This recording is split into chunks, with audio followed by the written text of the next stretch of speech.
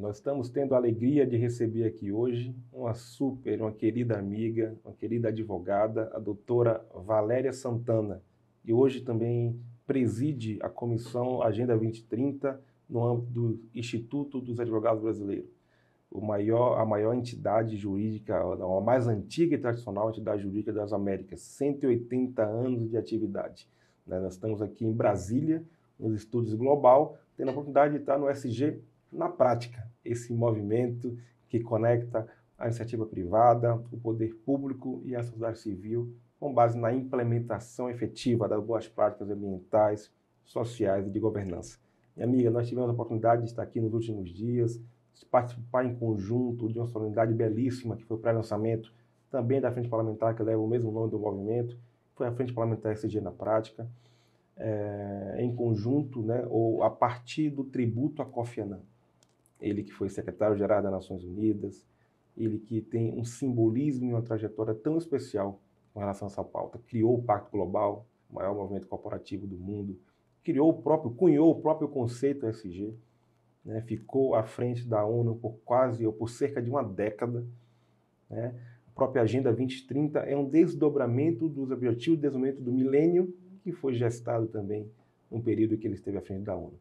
Então, sem mais delongas, eu quero dizer o quanto nós estamos alegres e felizes por tê-la aqui conosco, recebê-la aqui em Brasília, nos Estúdios Global. Vamos bater um papo. Queremos conhecer um pouco mais a doutora Valéria Santana, né, os projetos, um pouquinho também da comissão, um pouquinho da Agenda 2030, da sua vivência com relação aos ODS, ao SG, a Agenda 2030 como um todo. É uma alegria recebê-la conosco. Então, vou ver, é uma gratidão imensa, quer dizer, além da alegria, com certeza, uma gratidão imensa, estar tendo oportunidade de vivenciar e testemunhar esse início, né, que não é exatamente um início, mas é um marco, né, um marco temporal e com a inspiração e uma reverência até a Kofi Annan.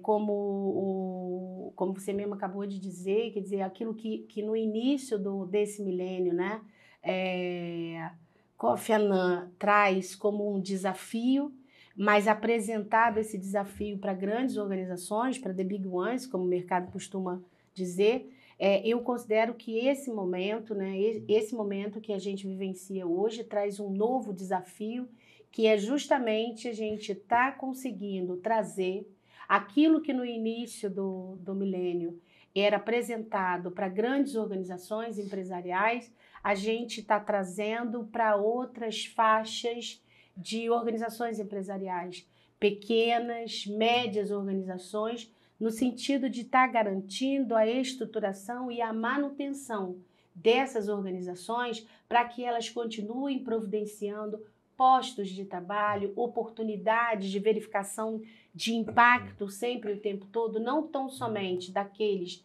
stakeholders diretamente ligados, imediatamente ligados, mas como também os imediatamente afetados, né? E você traz também, né, importante, no meu caso, por exemplo, eu descobri a agenda não quando ela apareceu, descobri na oportunidade de estar participando, né, de algumas comemorações dos 100 anos da OIT, que como advogada sempre tive vinculada à representação de trabalhadores, ou trabalhadores em organizações privadas, como trabalhadores da esfera pública. Nos últimos 20, quase 30 anos, na representação de trabalhadores da esfera pública federal. E assim, foi com uma surpresa e uma sensação de luz no fim do túnel, que em 2008 eu tive a oportunidade de conhecer a agenda, e eu costumo dizer que assim, nos 17 objetivos, e antes até, né, quando a gente pensa nos 5 pilares, né, que sustentam, são os 5 P's, e é interessante, 5 P's em inglês, 5 P's, eu tenho essa coisa de linguística, enfim, e 5 P's também em português, a gente deve estar sempre observando qual o primeiro deles, pelo menos na citação. A gente sabe que eles acontecem ao mesmo tempo, que eles acontecem de forma imediata e em concomitância. A gente tem lá como primeiro deles, na citação da agenda, as pessoas. E depois, sim, o planeta, prosperidade, paz e parcerias. Então, esses 5 5 P's da pilares, sustentabilidade. exatamente, eles começam e terminam com gente. É verdade.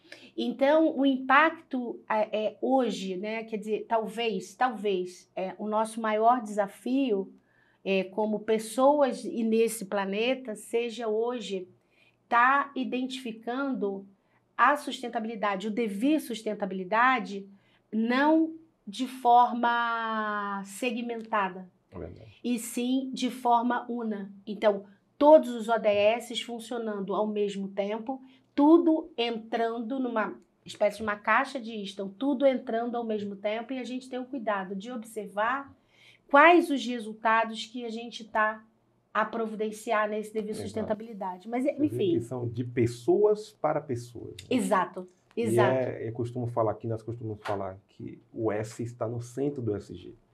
O ESG. Tem um motivo do S estar ali no meio.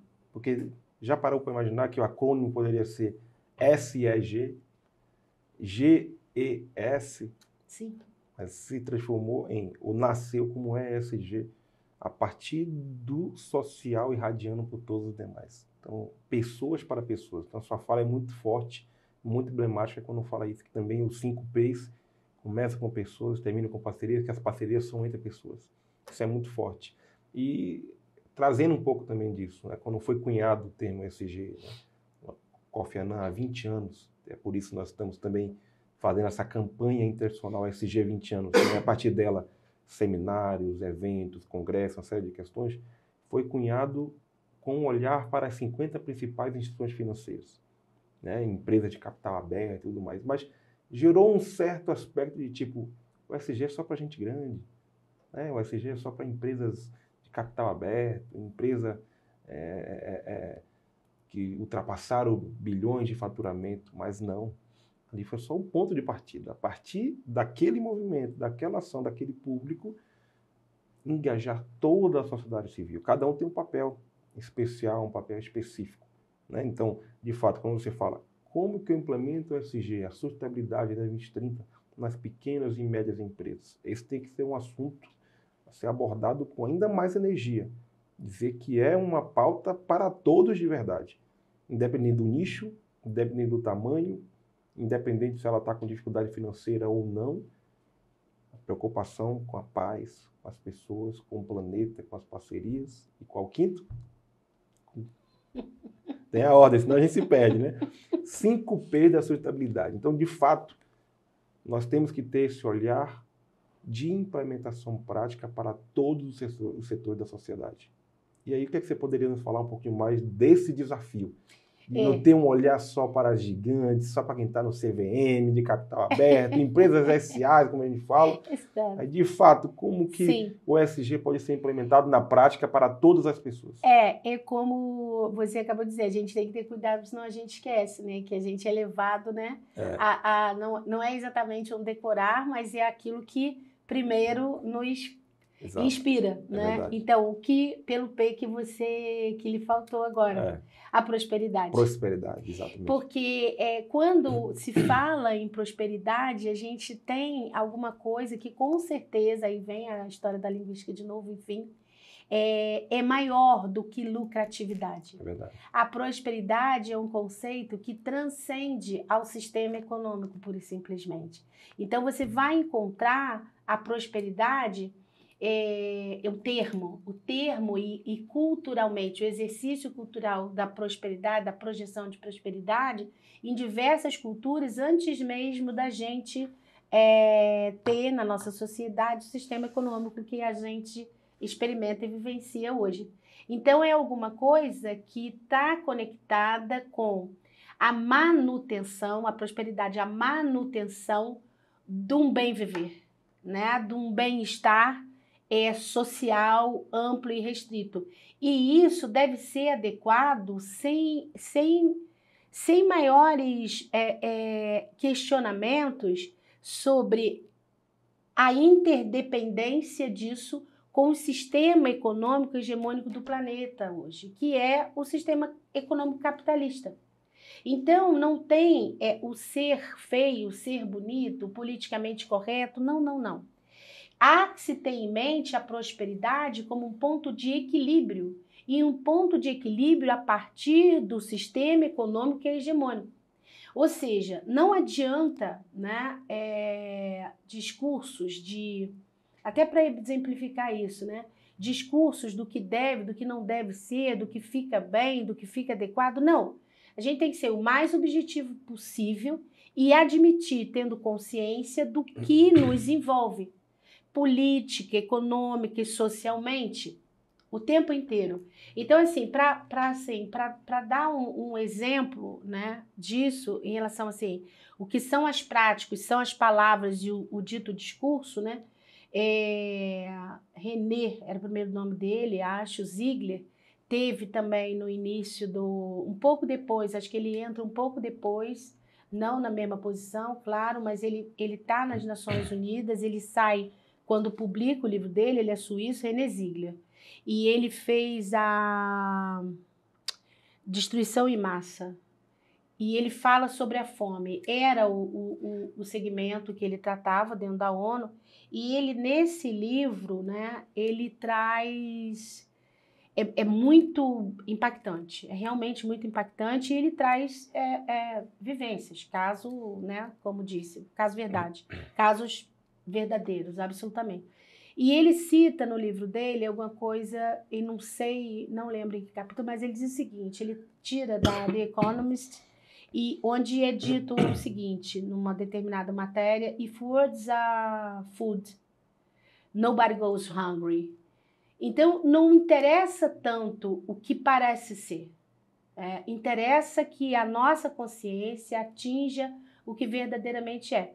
Daí, voltando, né, ao que a gente estava tratando antes, a ESG hoje, 20 anos depois, né, como diz o movimento, a frente agora criado, em homenagem a Kofi Annan, a gente tem aí um momento muito decisivo em relação à consciência, não só a sensibilização, mas a consciência do que nos move objetivamente, como sistema econômico, com suas contradições respectivas, mas está observando principalmente o que significa a gente trazer, o desafio de trazer a gestão ESG no dever sustentabilidade para pequenas e médias empresas, porque isso é a sustentação, a concorrência final é a sustentação e a garantia do não colapso desse sistema econômico que a gente pratica. Então, a primeira coisa é dizer, olhando para a câmera, é possível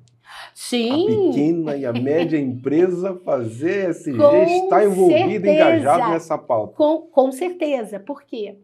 É simples até.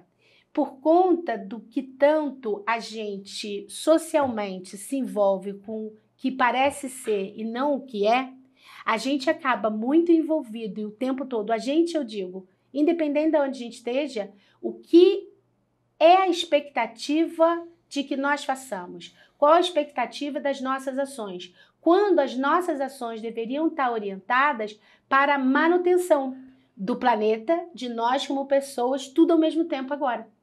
E do equilíbrio, garantindo a prosperidade e uma maior distribuição de riqueza. Então, invariavelmente, quando a gente apresenta uma prática, né, para uma pequena e uma média empresa, para a representação de uma pequena e média empresa, geralmente, esse gestor, se você fala em alguma questão, né, se você dá como fundamento, dá como justificativa a sustentabilidade, a tendência dele não tenho tempo para isso, porque ele está envolvido numa faixa de quase histeria, como diz Byung-Chul Han, né, o coreano que foi recebido na filosofia lá na Alemanha, e ele diz que é a histeria da sobrevivência. Então, na histeria de sobrevivência, esse gestor identifica a questão sustentabilidade e a gestão ESG como alguma coisa, como você disse, é um mito que é... Para mim é custo, isso para mim é... Não Exatamente. Consigo mensurar, não me interessa. Subjetivo.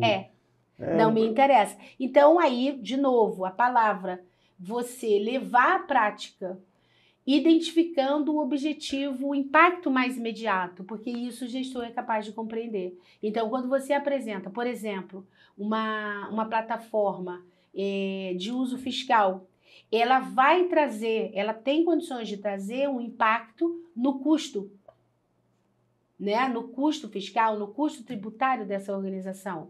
Então, é isso que no primeiro momento interessa.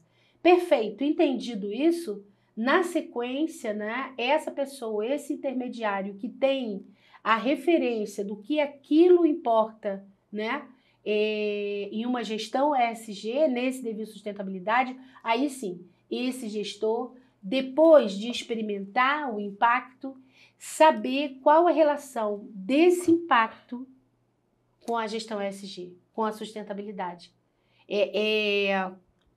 Ele vivencia o caso concreto e, a partir dessa vivência, ele consegue o impacto, ele consegue o resultado e aí, diante disso, ele consegue compreender. Fica palpável, ele consegue ter uma entrega imediata no dia a dia financeiro dele. Então, é uma dor, inclusive.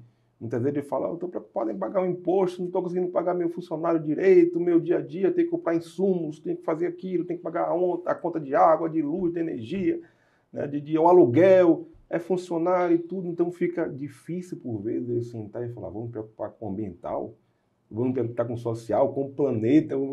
Mas, de fato, como a doutora falou, quando ele consegue enxergar aquilo ser implementado na prática, no dia a dia dele, trazendo resultado, trazendo competitividade para a empresa, inovando, valorizando a marca, dando a sensibilidade para as pessoas, para a sociedade, de que ele se preocupa com a comunidade, se preocupa com as pessoas, desde um primeiro olhar, inclusive, trabalhista, um primeiro olhar para dentro de casa, né? E aí nós temos métricas importantíssimas, que é um dos elementos que nós estamos trazendo à luz para a sociedade, para o Congresso, para tudo mais, é que o Brasil é vanguarda nesse assunto. Desde lá atrás, também com 20 anos, o Conselho Federal de Contabilidade instituiu a norma NBC-T15, a norma de contabilidade T15, técnica número 15, que gerou as diretrizes para a criação do balanço socioambiental, o BSA. Isso é o que o mundo hoje urge, é que o mundo está procurando mecanismos de combate a greenwashing. Como que eu metrifico, como que eu demonstro que aquilo foi implementado, como que eu demonstro que o ESG é possível, que impactou de fato ali na transformação social do planeta e tudo mais. Então, o Brasil tem uma ferramenta hoje que precisa ser compartilhada como experiência mundial, precisa ser implementada no Brasil, inclusive. O balanço socioambiental deve ser implementado de forma compulsória, não trazendo mais um elemento de obrigação, mas de forma compulsória no sentido de que, olha, tenha um olhar para isso, faça o balanço socioambiental. E a partir de então a gente conseguir ter uma visão muito mais efetiva, metrificada, com indicadores, com metas, como a doutora falou, né? E isso gerar, de fato, o movimento ESG na prática, a implementação efetiva das boas práticas ambientais, sociais e de governança. Então nós estamos difundindo isto, pegando as experiências do Brasil, implementando, fazendo com que o poder público possa aperfeiçoar, que cada momento, com toda certeza, precisa aperfeiçoar. São 20 anos de experiência que agora, aí, na dianteira, ou em conjunto com os movimentos internacionais do IFRS S1, do próprio IFRS S2, é dizer, como que nós podemos também colaborar com a experiência do Brasil nisso. Então, de fato, o balanço socioambiental, a norma NBC-T15, e uma metrificação a partir dela, que são 1.555 indicadores, nós podemos, sim, mudar a realidade da transformação do país. Dar uma segurança para os fundos internacionais que aplicam os recursos, dar uma segurança para o banco de fomento, o banco de incentivo, e atrair um capital estrangeiro, ou mesmo um capital nacional, que tenha uma responsabilidade com o meio ambiente, um capital verde, né? Um capital nesse sentido. Então, esse é um trabalho que nós vamos, inclusive, agora começar a fazer em conjunto, né? Densificar ainda mais, fazer cooperações, né? Cooperações estratégicas e avançar em conjunto com o poder público, com a iniciativa privada, a sociedade civil, para que possamos trazer resultados para o planeta, para a sociedade, para as pessoas como um todo. Não é isso, doutora Valéria? Nossa, perfeito. sem nada a acrescentar. Que é isso. A doutora Muito veio bom. diretamente do Rio de Janeiro. Sim. Veio prestigiar em especial a solenidade. Foi uma solenidade linda, né? É um marco. Emocionante. É um marco, pode-se dizer com certeza. Com participação com a participação da Fundação Kofi Annan, a participação da Embaixada da República de Gana no Lindo, Brasil. emocionante, inclusive, essa participação. Kofi Annan, de fato, patrono desse assunto, dessa pauta. E eu queria agora que a doutora pudesse falar um pouquinho mais da doutora. Quem é a doutora Valéria Santana? Atualmente, assim, eu sempre muito me confundi com o meu trabalho, né? Porque sempre eu me dediquei muito e sempre muito relacionada às pessoas, sem sombra de dúvida. E hoje, né, também com alguma tranquilidade, eu posso dizer que estou em transição de carreira mesmo, porque foi tudo muito rápido. A partir do momento que conheci a agenda, me envolvi demais, e um pouco antes até da pandemia. E durante a pandemia, eu fiz formação, foi a primeira vez, o primeiro mestrado que fiz, na PUC do Rio, e dentro de sustentabilidade, né? É um mundo todo outro, que eu tenho certeza que tem conexão, evidente, né? Porque, enfim, é o nosso processo mesmo de, digamos assim, amadurecimento profissional. E hoje, eu realmente, eu consigo... não é só uma questão de ver tudo como a música do Titãs, né? Ver tudo ao mesmo tempo e agora. É isso também, mas muito do que o que sempre fiz, né, como advogada e na representação de pessoas, de grupos, né, de coletivos, o que acontece hoje é que eu me vejo numa posição de grupos igualmente, mas sem o que sempre mapeou e, de certa forma, a humanidade hoje ainda muito envolvida com a questão da dualidade.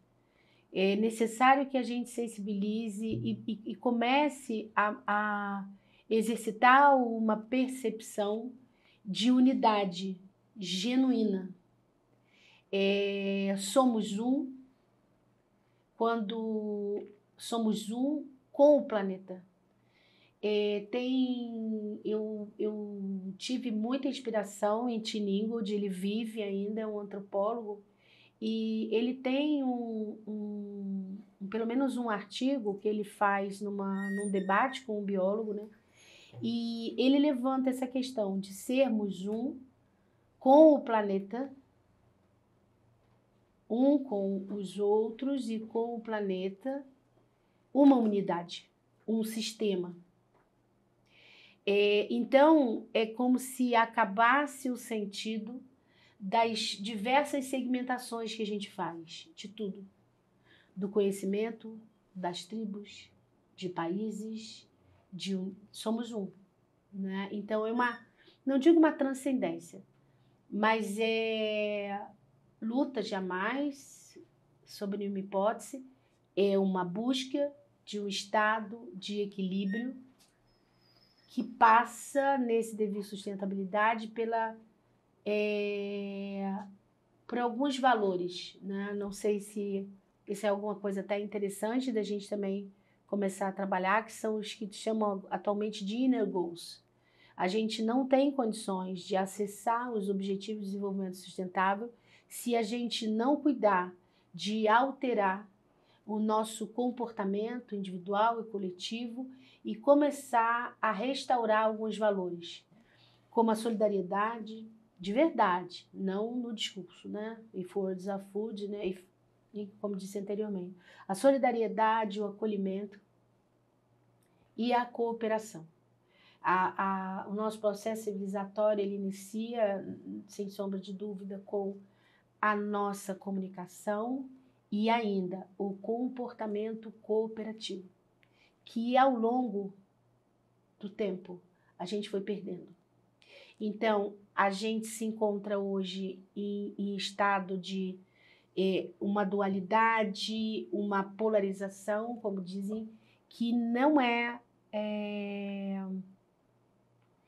ela não é sequer desenvolvimentista. Ela levanta a contradição, não numa busca de um estado de equilíbrio, mas como uma justificativa da permanência da luta, da disputa, e isso não tem a ver com equilíbrio. Então, assim, a doutora Valéria, enfim, é uma pessoa em processo com toda a idade, enfim, na maturidade mesmo. Então, a doutora Valéria, em síntese, hoje, né, é uma profissional em transição de carreira e com compromisso nesse dever sustentabilidade e atualmente envolvida com a gestão ESG, no sentido de sensibilizar através de práticas, isso é muito importante, não do discurso, não da sensibilização do discurso, mas através de práticas, acessar determinados setores, né, da sociedade e das organizações empresariais que até hoje tem isso como uma espécie de um tabu. E é alguma coisa que não lhes pertence, o universo. Não, é justo ao contrário. Somos um dentro do mesmo planeta e conforme a Tinigo diz, sistema. É verdade. Não é verdade? É por isso que estamos aqui em conjunto. Exato. Juntos no movimento interinstitucional da agenda ESG na prática. Exato, na prática. Tratarmos a implementação efetiva com objetividade, fugindo da subjetividade, né, fugindo do greenwashing, fugindo do que às vezes hoje é praticado apenas como marketing, né, mas de fato aplicar isso na transformação da vida das pessoas, mas também na transformação da vida dos empresários, das empresas, para que isso gere também negócios, gere rentabilidade, gere um dos P's da sustentabilidade, que é a prosperidade, que é o que se adequa para aquela frase célebre lá do nosso Kofi Annan. Quem se importa, ganha. Quem se importa, ganha, e essa frase é muito forte, né? Tem um impacto gigantesco, sobretudo quando passamos a compreender qual era o público que estava ouvindo isso. Sim. Era um público de pessoas preocupadas só com capital. Naturalmente, pelo dia a dia das instituições financeiras. Está preocupada com o ganho, como que eu boto um juros maior, como que eu coloco ali, como que eu ganho mais aquele produto. O produto é o dinheiro. Estava falando com instituições em que o produto, o serviço é o dinheiro. Então, olha o peso que tem você falar isso para um público como esse. Quem se importa ganha. Só que nós não podemos morrer ou parar achando que esta é uma pauta só para as grandes corporações. Ou achando que é só para uma pauta das instituições financeiras, para uma pauta... Existe uma certa compreensão popular de que isso não é para empresas pequenas, de que isso não é para empresas médias, até de grande porte para alguns. Pensam que não é uma pauta que cabe a elas, sendo que, de fato, é possível e, nos mínimos detalhes, ela tem como influenciar. O G da governança impacta tudo, né? Desde o compliance, mas a governança, a conformidade com as leis, com as normas, nos mínimos detalhes. Desde a adequação de uma licença da empresa a tudo mais. Então, o ESG, tal como os ODS, tal como a Agenda 2030, é transversal. E essa transversalidade é que nós podemos, inclusive, auxiliar o dia a dia do empreendedor, do empresário, dos órgãos como um todo, para aperfeiçoar essa agenda. Nosso papel, e aí eu quero contar com o seu grande reforço, é de simplificarmos essa pauta, é de tratarmos ela com o carinho que ela merece, de termos aqui, poder olhar para o lado e falar, olha, o patrono disso é o nosso Kofi Annan, olhar ali para frente e mirar no desafio que é a implementação disso. É uma grande alegria recebê-la aqui hoje nos Estudos Global, poder estar tendo esse bate-papo tão qualificado, esse bate-papo dinâmico no podcast ESG na Prática. E espero que a partir de hoje nós possamos estar cada vez mais juntos. Estamos já juntos, inclusive, na missão da diretoria lá da Comissão Agenda 2030, no âmbito do Instituto dos Advogados Brasileiros, que é uma missão institucional gigante também. Eu quero aqui agradecer também a confiança, agradecer pela oportunidade de seguirmos juntos nessa pauta tão estratégica.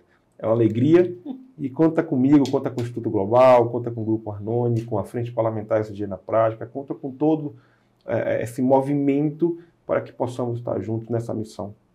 Gratidão Agora passar então para as considerações finais da doutora. É uma gratidão muito, muito grande, realmente. Marquezine é assim que cuido de chamá-lo, enfim. Não que Sóstenes seja difícil, mas é uma gratidão imensa poder participar e testemunhar esse momento que não só a gente tem condições de identificar como marco, né, mas com um significado bastante claro. É um marco de um desafio de traduzir não só os objetivos de desenvolvimento sustentável que estão na agenda, mas os mecanismos através dos quais a gente tem condição de acessá-los. E, sem sombra de dúvida, a gestão ESG traz isso. E faço questão de chamar a atenção sempre, né? E muito adequado, né, o nome que acompanha, né? É na prática. Porque é na prática que se tem condições não de sensibilizar, mas de fazer com que o impacto, a partir do impacto, a consciência surja. Então, assim, muito grata, tamo junto. Uma alegria muito Como grande. a gente costuma dizer. Tamo junto. Quero agradecer a sua audiência qualificada, e pode contar com conteúdos recorrentes, sempre com pessoas especiais, sempre com pessoas que vão acrescentar a sua qualificação profissional e ao seu dia a dia institucional numa pauta tão estratégica e importante como ESG, ODS, sustentabilidade no geral. Muito obrigado, siga conosco.